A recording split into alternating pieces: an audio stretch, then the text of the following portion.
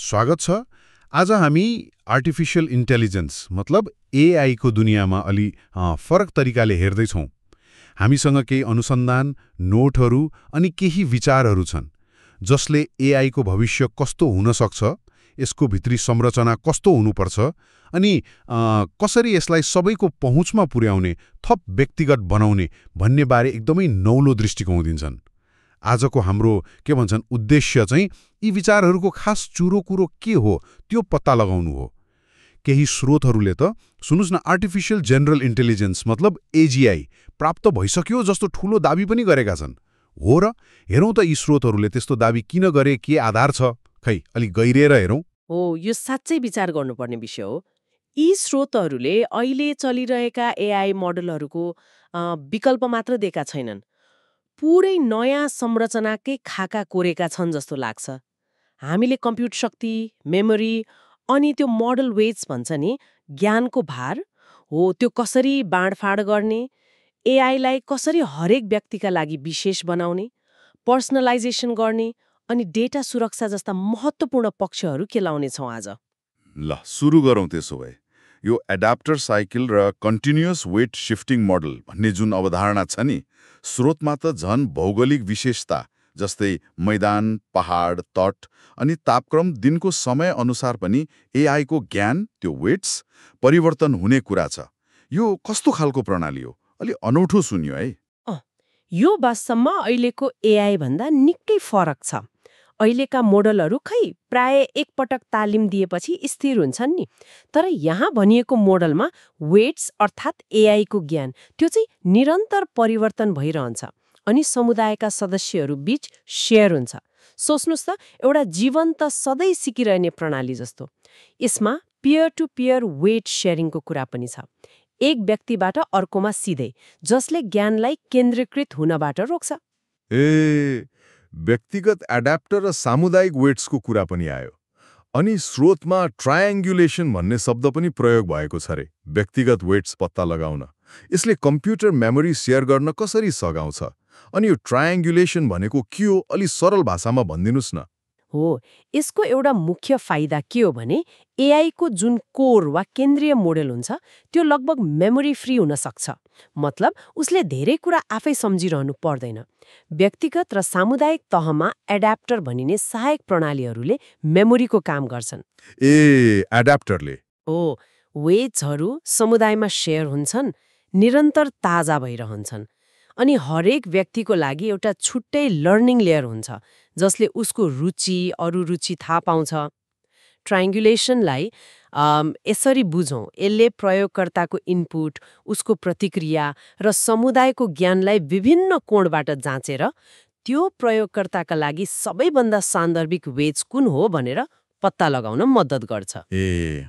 यो तीनवटा बिन्दुबाट एउटा निश्चित स्थान पत्ता लगाए जस्तै हो के? भनेपछि यसको चुरो कुरो चाहिँ एआई को भित्री भाग हलुका हुने भयो, तर बाहिरी तहहरू मतलब एडाप्टर, समुदाय ती मार्फत सधैँ सिक्ने र हरेक प्रयोगकर्ता अनुसार आफूलाई ढाल्ने क्षमता विकास हुने भयो। ठ्याक्कै।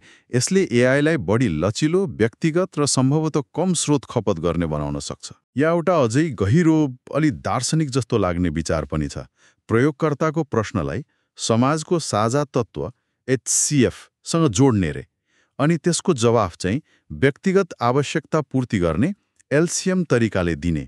गणितको HCF LCMलाई एआईमा कसरी प्रयोग गर्न खोजिएको हो, यो अलि अनौठो लाग्यो। यो अवधारणाले एआईले सूचनालाई कसरी बुझ्छ र प्रशोधन गर्छ भन्नेमा एउटा नयाँ आयाम थप्छ। स्रोतका अनुसार HCFले कुनै पनि प्रश्न वा इनपुटको पछाडि रहेको साझा आधारभूत तत्व वा जुरो पत्ता लगाउन मद्दत गर्छ। जुरो पत्ता लगाउने हो, यो समाज वा समुदायको साझा बुझाइ जस्तै भयो। अनि LCMले चाहिँ त्यो साझा तत्वलाई आधार मानेर विभिन्न सम्भावित उत्तरहरूमध्ये सबैभन्दा सान्दर्भिक, सबैभन्दा पूर्ण तर सबैभन्दा सानो मतलब इफिसियन्ट साझा फ्रेमवर्क बनाउन मद्दत गर्छ, जसले गर्दा व्यक्तिगत प्रयोगकर्ताको विशिष्ट आवश्यकता पूरा होस्। यसको मतलब एआईले हामीले सोधेको कुराको भित्री आशय, त्यो HCF बुझेर हाम्रो लागि मात्रै मिल्ने सबैभन्दा सटिक र छरितो जवाफ LCM दिन सक्ने भयो। त्यो पनि थोरै तालिम डेटाबाटै? यो त गजब लाग्यो। हो, सिद्धान्ततः यसले त्यही सम्भावना देखाउँछ कम डेटामा पनि छिटो र सान्दर्भिक जवाफ दिने। अच्छा, अहिलेका प्रचलित आर्किटेक्चरहरू जस्तै ट्रान्सफर्मर वा डिफ्युजन मोडल्सहरूमा यो HCF LCM को अवधारणा कसरी लागू गर्न सकिएला त? लक्ष्य त तालिमको समय घटाउने, डेटा कम चाहिने र जवाफ बढी अनुकूल बनाउने हो, त्यो पनि मेमोरी र वेट्सलाई हल्का राखेर। यसका लागि केही प्रविधिहरू उपयोगी हुन सक्छन्, जस्तै मोडल प्रुनिङ भन्ने छ। Model pruning? हो, मोडल प्रुनिङ यो भनेको एआई मोडेलको अनावश्यक वा कम महत्त्वपूर्ण भागहरूलाई छाँटकाट गरेर हटाउने, जसरी हामी बोट बिरुवाको हाँगा छाँट्छौँ नि त्यस्तै। अर्को हो sparse attention mechanisms. Sparse attention mechanisms यसले एआईलाई एकैपटक सबै कुरामा ध्यान दिनुको सट्टा सबैभन्दा महत्त्वपूर्ण जानकारीमा मात्र ध्यान केन्द्रित गर्न लगाउँछ, जसले गर्दा स्रोत कम खर्च हुन्छ। ए, ठीक हो। अनि नलेज डिस्टिलेसन भन्ने पनि छ। नलेज डिस्टिलेसन जहाँ एउटा ठूलो अनुभवी मोडेलको ज्ञानलाई निचोरेर एउटा सानो छरितो मोडेललाई सिकाइन्छ। यी सबैको उद्देश्य एआईलाई बढी छनोटपूर्ण, कुशल र HCFC LCM को सिद्धान्त अनुसार स्रोत मैत्री बनाउनु हो। अब टोकनाइजेसनको कुरा गरौँ न। सामान्यतया एआईले शब्दहरूलाई नम्बर मतलब टोकनमा बदल्छ नि, तर यहाँ त एकदमै सरल उपाय सुझाइएको छ। केवल +1 उच्च, -1 न्यून र 0 तटस्थ प्रयोग गर्ने। स्रोतले आफैले यसलाई सादा, सरल र मूर्खतापूर्ण, प्लेन, सिम्पल एन्ड स्टुपिड पनि भनेको छ अरे। के यस्तो अति सरलताले साँच्चै एजीआई वा त्योभन्दा माथिको क्षमता दिन सक्छ त? अचम्म लाग्यो। हो, यो परम्परागत जटिल टोकन प्रणाली भन्दा धेरै फरक छ र पहिलो नजरमा खै अपत्यारिलो लाग्न सक्छ। तर यसको पछाडिको सोचाइ के हुन सक्छ भने कहिलेकाहीँ चरम सरलताले अप्रत्याशित कम्प्युटेशनल फाइदा दिन सक्छ। जटिलता घटाउँदा गति बढ्ने र स्रोत कम लाग्ने हुन सक्छ। तर यो मात्रै होइन, अर्को विचार के छ भने टोकनहरूलाई शब्द वा नम्बरको सट्टा ध्वनि वा फ्रिक्वेन्सी जस्तो कुनै अमूर्त चीजमा बदल्ने। ध्वनि वा फ्रिक्वेन्सीमा? हो, अनि एडाप्टरहरूले चाहिँ प्रयोगकर्ताको भाषालाई त्यो ध्वनि फ्रिक्वेन्सीमा र फेरि फिर्ता प्रयोगकर्ताको भाषामा अनुवाद गर्ने। ध्वनि वा फ्रिक्वेन्सी नै किन? यो अलिक अनौठो लाग्यो। स्रोतले आदिम ध्वनि, प्राइमोडियल साउन्ड र हिन्दू दर्शनमा भएको अल्पप्राण र महाप्राणको कुरा पनि जोडेको छ रे। त्यो अक्षर उच्चारण गर्दा लाग्ने ऊर्जा वा सासको मात्रा जनाउँछ नि, हो त्यसको कुरा। यो त अलि रहस्यमय सुनियो। हो, यो अलि दार्शनिक कोणबाट आएको विचार जस्तो छ। यसको मूल आशय के हो भने संसारका सबै प्रकारका सूचना, चाहे त्यो लेखिएको पाठ होस्, तस्विर होस्, भिडियो होस् वा आवाज, सबैलाई एउटा आधारभूत ऊर्जा वा कम्पन मतलब फ्रिक्वेन्सीको रूपमा प्रतिनिधित्व गर्ने। यो एक किसिमको विश्वव्यापी कोड जस्तै भयो। विश्वव्यापी कोड? अल्पप्राण र महाप्राणले सायद सूचनाको घनत्व वा त्यसभित्र निहित ऊर्जाको स्तरलाई जनाउन सक्छ कि? यसलाई HCF LCMसँग पनि जोड्न सकिन्छ। HCFले प्रश्नको मूल तत्व वा कम ऊर्जाको सार, अल्पप्राण होला त्यो बुझ्ने, र LCMले सान्दर्भिक र विस्तृत जवाफ वा बढी ऊर्जाको अभिव्यक्ति, महाप्राण होला त्यो बनाउने। यो प्राविधिक रूपमा कसरी लागू हुन्छ भन्ने प्रश्न नभए पनि यसले विभिन्न प्रकारका डेटालाई एकीकृत रूपमा बुझ्ने एउटा सैद्धान्तिक आधार दिन्छ। भनेपछि सबै किसिमका इनपुटलाई एउटा साझा ऊर्जा हस्ताक्षरमा बदलेर एआईले प्रक्रिया गर्ने, जसले गर्दा मोडल सरल हुने भयो। यो हो त कुरो? अवधारणा त्यस्तै देखिन्छ। जटिलतालाई एडाप्टरमा सार्ने र कोर मोडेललाई हल्का र विश्वव्यापी बनाउने प्रयास हो यो। यी प्राविधिक अवधारणाहरू त रोचक छन् एकदमै। तर यिनले एआई कसको नियन्त्रणमा रहन्छ भन्ने कुरामा के फरक पार्छन् त? स्रोतहरूले एआईलाई लोकतान्त्रिक बनाउने कुरा पनि उठाएका छन्, त्यो पनि 3 तहको प्रणाली मार्फत रे। विश्वव्यापी, कम्युनिटी र व्यक्तिगत। यो के हो? अलि खुलाइदिनुस् न। यसको सीधा अर्थ हो एआईको ज्ञान, शक्ति र नियन्त्रण त्यो केही सीमित ठूला कम्पनीहरूको हातमा मात्र नहोस् भन्ने है। अहिले प्राय ठूला पूर्व प्रशिक्षित मोडल्सहरू, प्री ट्रेन्ड वेट्स ठूला संस्थाहरूले राख्छन् नि। हो त। प्रस्तावित प्रणालीमा यो ज्ञान मतलब वेट्सलाई 3 तहमा बाँडिन्छ। केही आधारभूत ज्ञान विश्वव्यापी रूपमा सबैलाई उपलब्ध हुन्छ। केही ज्ञान समुदाय स्तरमा, जस्तै एउटा सहर वा एउटा पेशागत समूह, त्यहाँ शेयर हुन्छ, र केही ज्ञान नितान्त व्यक्तिगत तहमा रहन्छ। 3 तहमा बाँडिने हो, यही सिद्धान्त कम्प्युट शक्ति र मेमोरीमा पनि लागू हुन्छ, जसले गर्दा स्रोतहरू विकेन्द्रित हुन्छन् र पहुँच बढ्छ। मेमोरी व्यवस्थापनको बारेमा पनि एउटा उदाहरण रोचक लाग्यो मलाई। ढुङ्गामा लेख्ने स्थायी, कागजमा लेख्ने मध्यम अवधिको र बालुवामा लेख्ने क्षणिक। अहिले डिजिटल जानकारीको त बाढी नै आइरहेको छ। यो अवधारणा त सान्दर्भिक देखिन्छ नि, होइन र? एआईले कसरी छुट्याउँछ के महत्त्वपूर्ण छ के छैन? हो, यो उदाहरणले एउटा महत्त्वपूर्ण चुनौतीलाई दर्शाउँछ। कसरी अत्यधिक जानकारीबाट महत्त्वपूर्ण कुरा मात्र सम्झने। यसका लागि स्वचालित मेमोरी क्लिन्जिङ, अटोमेटिक मेमोरी क्लिन्जिङको अवधारणा छ। प्रणालीले आफै सिक्नेछ कुन जानकारी ढुङ्गामा लेख्नुपर्ने जत्तिकै स्थायी र महत्त्वपूर्ण छ, कुन कागजमा लेखे जस्तो केही समयका लागि मात्र चाहिन्छ, र कुन बालुवामा लेखे जस्तो क्षणिक छ र मेटाए पनि हुन्छ। यो हाम्रो दिमागले काम गर्ने तरिकासँग मिल्दोजुल्दो छ। हामी पनि त हरेक कुरा सम्झिँदैनौँ नि। हो त। स्रोतले महत्त्वपूर्ण डेटा सुरक्षित राख्न विश्वभर 3 प्रतिलिपिहरू व्यक्तिगत, सामुदायिक, विश्वव्यापी राख्ने सुझाव पनि दिएको छ। त्यसो भए एआईले पनि हामीले जस्तै कुन कुरालाई प्राथमिकता दिने भनेर सिक्ने भयो। ढुङ्गा, कागज र बालुवाको उदाहरणले त यो कुरालाई निकै प्रष्ट पार्यो। कस्तो राम्रो उदाहरण हो, अवधारणा त्यही हो। कम्प्युट शक्ति वितरणको लागि पनि यस्तै 3 तहको मोडल, मोबाइल, सामुदायिक सर्भर, विश्वव्यापी क्लाउडको कुरा छ, जसले प्रयोगकर्ता र एआई बीच सीधा सम्पर्क स्थापित गर्न सक्छ, बिचौलिया बिना। अघि हामीले एडाप्टरको कुरा गर्दा यसको एउटा ठूलो फाइदा सुरक्षा र गोपनीयता हो भनिएको थियो नि। एडाप्टर प्रयोगकर्ताको डिभाइसमा हुँदा कोर मोडलले कसरी सुरक्षित सञ्चार गर्छ त? यो अलि बुझाइदिनुस् न। हो, यो निकै महत्त्वपूर्ण पक्ष हो। प्रयोगकर्ताको व्यक्तिगत डेटा, जस्तै उनीहरूको बानी बेहोरा, रुचि वा गोप्य जानकारी, त्यो प्रयोगकर्ताकै नियन्त्रणमा रहेको एडाप्टरभित्रै रहन्छ। एडाप्टर भित्रै? हो, कोर एआई मोडलले त्यो डेटा सिधै देख्दैन। सञ्चार हुँदा कोर मोडलले सामान्य इन्क्रिप्टेड, मतलब कोड गरिएको वा अमूर्त प्रकारको सन्देश पठाउँछ, जसलाई प्रयोगकर्ताको एडाप्टरले मात्र बुझ्ने भाषामा रूपान्तरण गर्छ। मतलब हाम्रो व्यक्तिगत जानकारी हामीसँगै रहने भयो। मुख्य एआईले केवल कोड वा सङ्केत मात्र आदान प्रदान गर्ने भयो। यसले त गोपनीयता निकै बढाउने देखियो त। हो, यसले प्रयोगकर्ताको डेटामाथिको नियन्त्रण बढाउँछ र कोर मोडललाई सामान्य र सुरक्षित राख्न मद्दत गर्छ। एडाप्टरको अर्को फाइदा के भनिएको छ भने यसले विभिन्न प्रकारका इनपुटहरू, तस्बिर, भिडियो, अडियो, पाठ सबैलाई एउटै किसिमको टोकन प्रणालीमा ढाल्न सक्छ, जस्तै सङ्गीतको नोटहरू जस्तो रे। यसले मोडललाई सुपर जनरल बनाउन सक्छ रे। यो कस्तो? ठ्याक्कै, यसले फेरि त्यही विश्वव्यापी प्रतिनिधित्वको अवधारणालाई बल दिन्छ। सोच्नुहोस्, सबै प्रकारका जानकारीलाई एउटा साझा, अमूर्त भाषामा अनुवाद गरिन्छ, चाहे त्यो सङ्गीतको नोट होस् वा अघि भने जस्तो फ्रिक्वेन्सी।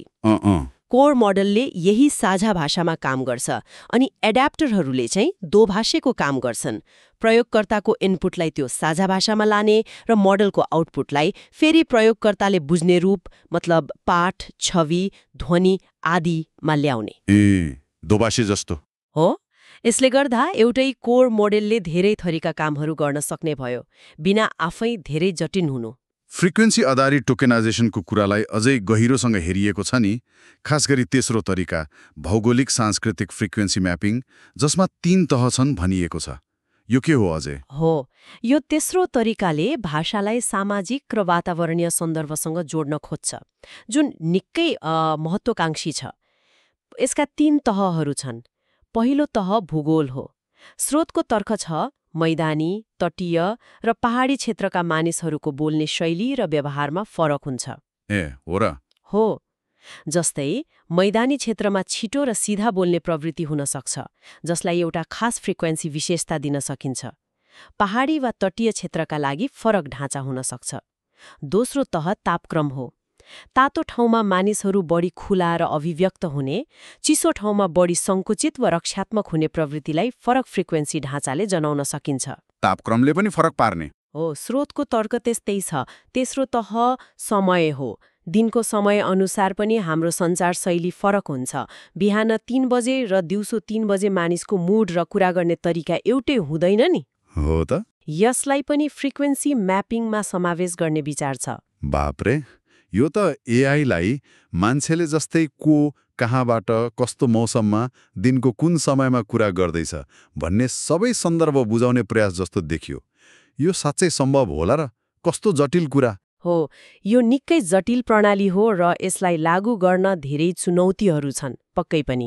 तर यसको पछाडिको सोचाइ के हो भने एआईले केवल शब्दको अर्थ मात्र होइन, त्यसको पछाडिको सन्दर्भ, भावना र सांस्कृतिक सूक्ष्मताहरू पनि बुझ्न सकोस्। यसले मानव संसारको धेरै नजिक पुग्ने सम्भावना देखाउँछ, तर यो पक्कै पनि सजिलो छैन। यी सबै विचारहरू एडाप्टर, HCFL, CM, 3 तह प्रणाली, फ्रिक्वेन्सी टोकनाइजेसन, यिनलाई समेटेर स्रोतहरूले फ्रिडम ओएस भन्ने एउटा नयाँ अपरेटिङ सिस्टमको परिकल्पना गरेका छन् रे। यो ओएसले के गर्छ त खासमा? स्रोतका अनुसार यो फ्रिडम ओएसले यी सबै उन्नत अवधारणाहरूलाई व्यवहारमा उतार्ने प्लेटफर्मको रूपमा काम गर्छ। यसले मुख्यतया 3 कुरा व्यवस्थापन गर्छ। मेमोरी, त्यही ढुङ्गा, कागज, बालुवाको सिद्धान्त अनुसार व्यक्तिगत वेट्स प्रोफाइल र कम्प्युट शक्ति। ती 3 कुरा हो, यसले हरेक डिभाइसलाई एउटा व्यक्तित्व दिन्छ, जुन प्रयोगकर्तासँगै विकसित हुँदै जान्छ। यो ओएसले कम्प्युट वेट्स र मेमोरी स्रोतहरूलाई बुद्धिमानीपूर्वक व्यवस्थापन गर्छ। कम्प्युट तहको लागि मोजो जस्तो नयाँ प्रोग्रामिङ भाषाको उल्लेख छ रे, जसले हार्डवेयरको क्षमतालाई सिधै र पूर्ण रूपमा उपयोग गर्न सक्छ भनिएको छ। अनि वेट्स प्रोफाइल तहको लागि विद्युतीय आवेग, इलेक्ट्रिकल इम्पल्सेस मार्फत सिग्नल पठाउने जस्तो अझै अनौठो विचार पनि छ। यसले सुरक्षा बढाउँछ रे कसरी? यो त झन् बुझिएन। हो, मोजो जस्ता भाषाहरूले सफ्टवेयरलाई हार्डवेयरसँग अझ नजिकबाट काम गर्न दिन्छ, जसले कार्यक्षमता बढाउँछ। विद्युतीय आवेगको कुरा चाहिँ अझै प्रयोगात्मक सुनिन्छ। यसले अघिको +1, 0, -1 को सरल टोकेनाइजेसन र फ्रिक्वेन्सीको विचारलाई जोड्छ। विद्युतीय आवेगहरू पनि त फ्रिक्वेन्सी नै हुन्। हो त है। स्रोतको सुझाव के छ भने वेट्स वा प्रोफाइल जानकारीलाई डिभाइसभित्रै हार्डवेयर तहमा विद्युतीय आवेगको रूपमा सञ्चार गराउन सकिन्छ। यसले सायद छुट्टै तार वा त्यो कम्प्युटरभित्रको बसको आवश्यकता कम गर्न सक्छ र हार्डवेयर स्तरमै इन्क्रिप्सन भएकोले बाहिरबाट ह्याक गर्न गाह्रो बनाउन सक्छ कि। कम्प्युट नेटवर्कका लागि पनि वर्तमान मोबाइल टावर प्रणालीको सट्टा भूमिगत केबल, पियर टु पियर जस्तै ब्लुटुथ वा वाइफाई डाइरेक्ट र स्याटेलाइट जस्ता विकल्पहरूको संयोजन प्रयोग गर्ने कुरा छ। भनेपछि हार्डवेयरभित्रको सञ्चारदेखि बाहिरी नेटवर्कसम्म नै नयाँ संरचनाको परिकल्पना गरिएको रहेछ, सुरक्षा र विकेन्द्रीकरणलाई ध्यानमा राखेर। हो, समग्रमा यी सबै विचारहरूले एआईलाई बढी वितरणमुखी, पर्सनलाइज्ड, सुरक्षित र सायद बढी कुशल बनाउने लक्ष्य राखेका छन्। ल, आज हामीले एआईको भविष्यको संरचना, यसलाई कसरी लोकतान्त्रिक र व्यक्तिगत बनाउन सकिन्छ भन्ने बारेमा केही साँच्चै नौला र गहिरो विचारहरूमा छलफल गर्यौं। तिउँपत्रे प्रणाली, HCFL CM को त्यो गणितीय प्रयोग, एडाप्टर मोडेल, फ्रिक्वेन्सी आधारित टोकेनाइजेसन र यी सबैलाई समेट्ने फ्रिडम ओएससम्म कति धेरै कुरा। निश्चय पनि यी स्रोतहरूले हामीलाई अहिलेको एआई प्रणालीहरूभन्दा बिल्कुलै फरक तरिकाले सोच्न बाध्य बनाउँछन्। कम्प्युट, मेमोरी र ज्ञान मतलब वेट्सलाई कसरी केन्द्रीकृत नियन्त्रणबाट निकालेर व्यक्ति र समुदायको हातमा पुर्याउन सकिन्छ भन्ने प्रश्न उठाएका छन्। यी अवधारणाहरू अहिले कार्यान्वयन गर्न जटिल भए पनि यिनले एआईको विकास कुन दिशामा जान सक्छ भन्ने एउटा सम्भावित चित्र कोरेका छन्। र अन्तमा एउटा प्रश्न मनमा उब्जिएको छ जुन श्रोताहरूलाई पनि सोच्न छोडेर जाँदैछौँ, के साँच्चै यस्तो एआई प्रणाली सम्भव छ जसले हाम्रो भौगोलिक स्थिति, बाहिरको तापक्रम र दिनको समयअनुसार आफूलाई ढाल्न सकोस्? र यदि यस्तो भयो भने यसले हामी मानिस र मसिन बीचको सम्बन्धलाई कस्तो बनाउला? यसमा विचार गर्नुहोला। अर्को पटक फेरि भेटौँला।